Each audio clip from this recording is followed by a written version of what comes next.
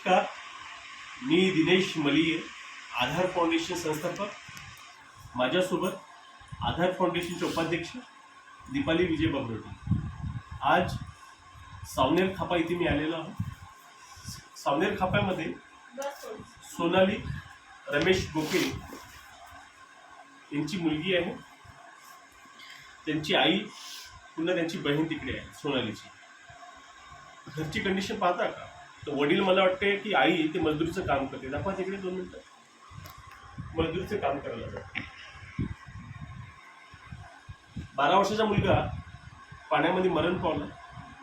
काही मुलांनी त्याला ढकललं, मरण पावला. वडील बोलू शकत नाही, अपंग आहे.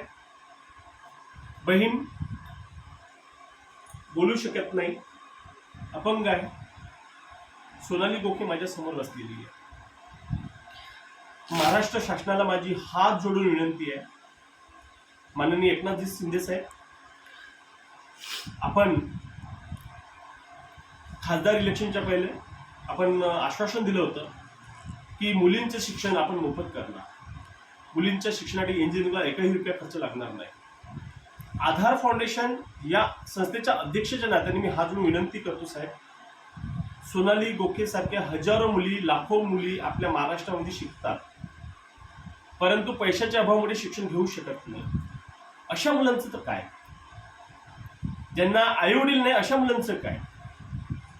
जे आपण केलेले वादे आहेत महाराष्ट्र शासनाच्या मार्फत, आपण जे दिलेले वादे आहेत या महाराष्ट्राच्या मुलांना मुलींना, मला वाटते की 100% तुम्ही पूर्ण करणार. आज या मुलीला इंजिनिअरिंग करायचं आहे. खरंच वडील शिकू शकत नाही मुलीला. नागपूर सारख्या शहरामध्ये शिकायचं आहे. हॉस्टेलचा खर्च, राहण्याचा खर्च, जेवणाचा खर्च, एक्झामचा खर्च परवडण्यासारखं नाही आहे. मुलीची इच्छा आहे की तिला IAS बनायचं आहे, तिला IPS बनायचं आहे.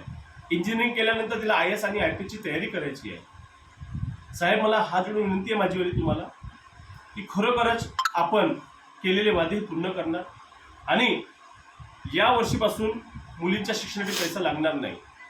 आपल्यासमोर आणखी एक मुलगी आहे, तिचीच मैत्रीण आहे. वडील सध्या आता खाली गेली आहे, खाली घरी बसलेले आहेत. आई मजदुरीचं काम करत आहे. याही मुलीला शिकायचं आहे. अशा हजारो लाखो मुली आहेत आपल्या या महाराष्ट्रामध्ये. जर आपण केलेले वादे जर पूर्ण केले तर नक्कीच रमेशजी गोके सारखे आपल्या मुलींना पुढं चांगलं डॉक्टर आणि चांगले इंजिनियर बनवू शकतात. मी दिनेश मलिये, आधार फाउंडेशन संस्थापक, तसेच आधार फाउंडेशनचे उपाध्यक्ष दीपाली विजयजी बबरोटे. जय हिंद, जय भारत.